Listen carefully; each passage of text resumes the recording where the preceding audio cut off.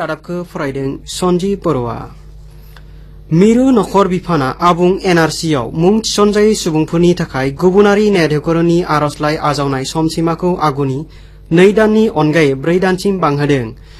नखर बिफाना मोनसे मिथिसार बिलाइनि दारै फोसावनाय बायदिब्ला आसामाव 31 आगस्तनि गेजेराव फोसावनो गोनां आबुं नेशनेल रेजिस्टार अफ सिटिजेनशिप एबा भारतारि नोगोरारि फारिलाइयाव मुं थिसनजायै सुबुंफोरखौ गुबुनारि न्यायाधिकरणा आर'जलाइनि थाखाय आबुङै खाबु होनाय जागोन। गुबुनारि आयेन 1944 आरो गुबुनारि न्यायाधिकरणनि बिथोन 1964 नि सिङाव सासे सुबुंखौ गुबुनारि हिसाबै फोसावनो थाखाय गुबुनारि एबा बिरिखि न्यायाधिकरणनो मोनथाय होनाय जादों।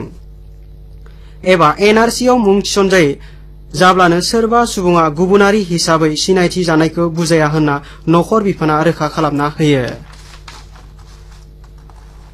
गुबुनारि मन्त्री एस जयशंकरआ बुंदों दि एनआरसि जौगाहोनायनि खामानिया भारतनि इसिङारि आयदा, बेनि थाखाय गुबुन जेबो हादोरा जिंगा सिनांनो नाङा।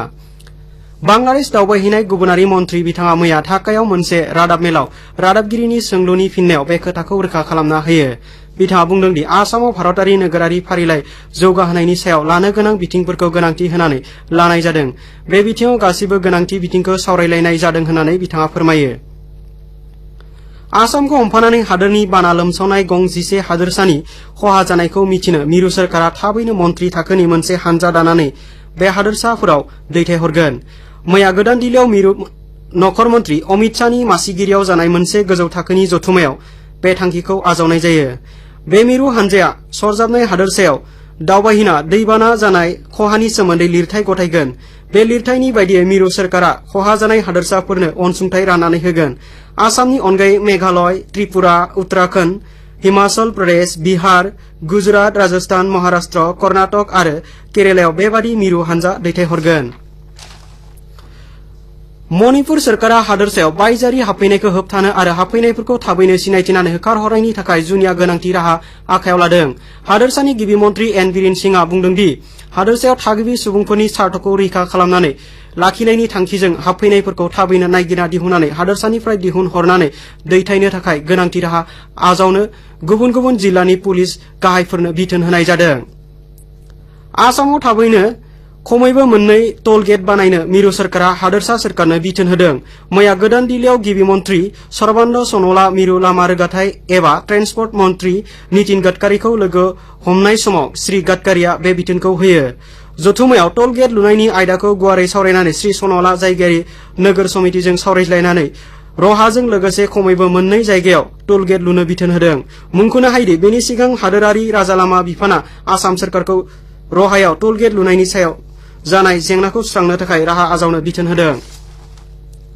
त्रिपुरानि साहा त्रिपुरा जिल्लायाव आश्रय लानानै थानाय ब्रु शरणार्थीफोरनि थाथियारिखौ आबुं खालामनायनि थांखिजों दासिमबो बेहाय थानाय ब्रु शरणार्थीफोरखौ सिनायथिनो मिजोराम सोरखारनि बिबानगिरिनि मोनसे दोलोआ फैगौ सप्तायाव साहा त्रिपुरा दावबायहैगोन।